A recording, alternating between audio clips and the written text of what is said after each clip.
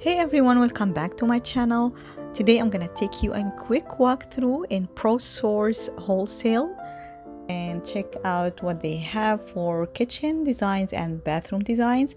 They already have already set up designs for kitchen and some bathroom. We're gonna check what they have for the design and the accessories inside the cabinet, the hardware, the lighting, all the materials they have. But before we start the tour, don't forget to like and share and subscribe to my channel. And if you are new here, welcome. My name is Asma Diab. I'm an interior architect and designer, and you are watching Decor Time. And this channel is all about home decor, interior design. Gives you tips and tricks to help you if you are remodeling or designing your home.